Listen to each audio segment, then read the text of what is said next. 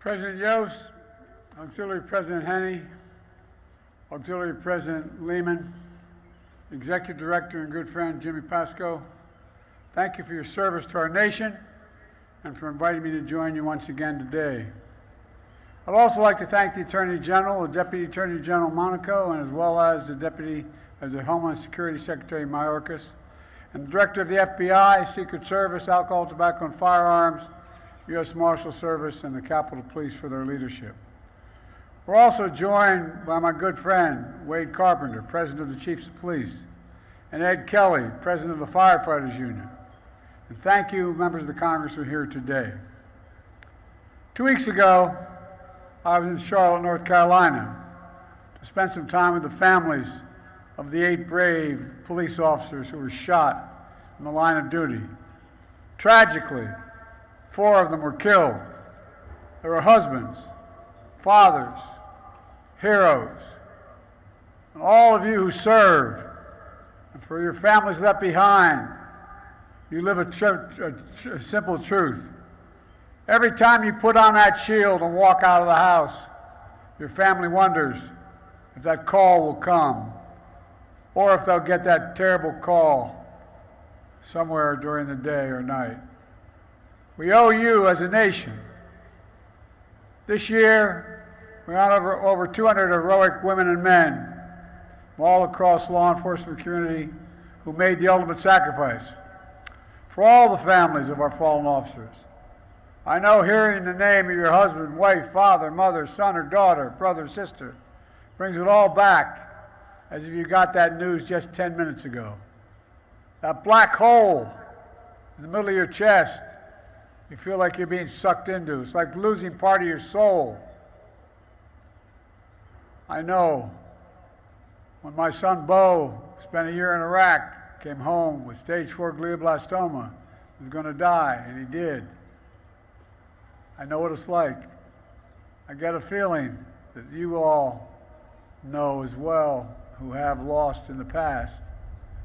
You know, I found out there's only one thing, at least for me, when I got the call that my wife and daughter were dead, when I got the call my son was about to die. I know the only one thing that helped, family. If you have family, hold them tight. Hold on to each other. Because the day will come, it's hard to believe, when the thought of your husband or your wife or your son or your daughter will bring a smile to your lips before it brings a tear to your eye. It takes a long time, but it will come. My wish for you to come sooner than later. There was a line from the English poet, John Milton. He said, "They also serve who only stand and wait." Every family of an officer stands and waits so the loved one can serve the rest of us. I admire your courage in being here. I hope you take comfort in the knowledge that their sacrifice will never be forgotten, and that in this extended family of women and men assembled here today, they'll always be there for you. Other police officers, they'll always be there for you. Throughout my career, I've unfortunately spoken to too many funerals of too many police officers, extraordinary, brave, heroic public servants who kept us safe. Being a police officer is not just what you do, it's who you are. You're just like all the women and men in law enforcement I grew up with in Scranton and Claremont, Delaware. You always run toward danger as others run away from it. Most of you, even when you were kids, you did it, long before you became an officer. You run toward the cries for help, knowing that you could be of help. It's part of your DNA to serve, to protect, to defend. You represent the very best of America. You're the steel spine of this country. Back in February, I convened a group of police chiefs at the White House to talk about the hard work you're doing to make our communities safer.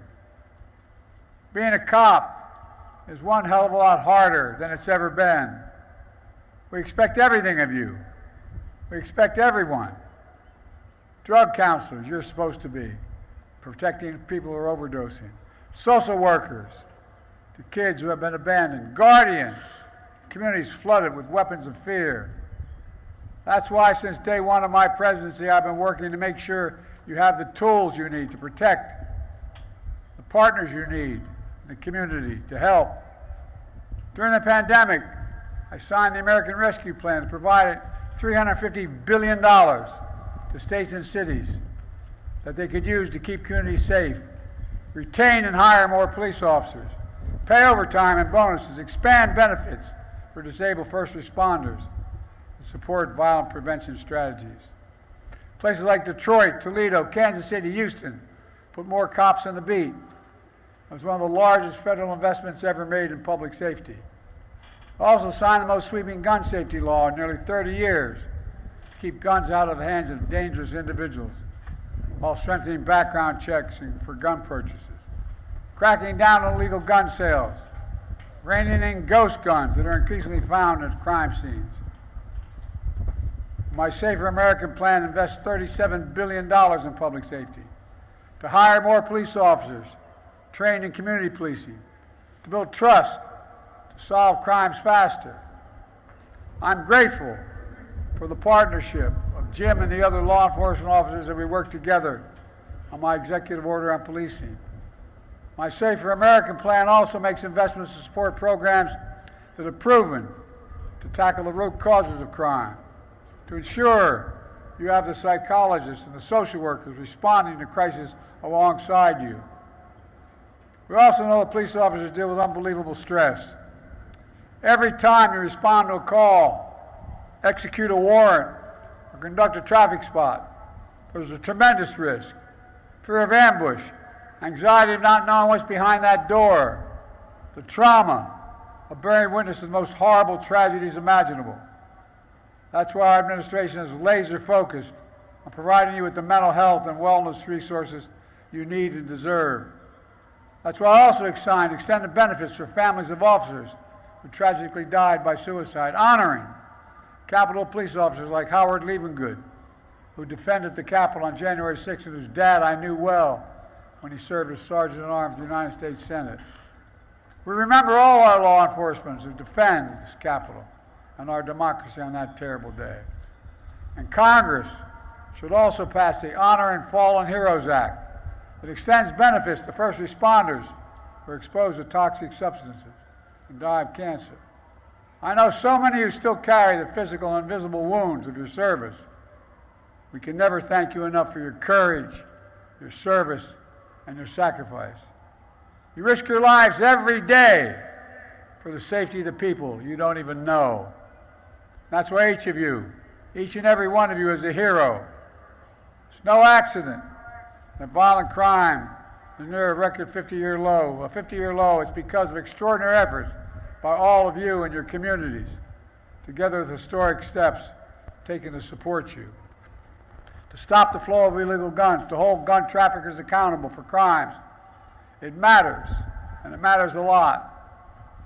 I often say there's no greater responsibility of government than ensuring the safety of the American people and those who sacrifice to protect us all. We've made a lot of progress, but there's still much more to be done. Let me close. To the families here today, my wife and I know how hard it is in different ways, but I promise you the day will come again when the memory of your loved one will bring a smile to your lips before it brings a tear to your eye. It may take a couple seasons, but it will come. And I hope you always remember one thing that is never fully lost: your love for them and their love for you. God bless you all. May God protect law enforcement, and may God protect our troops.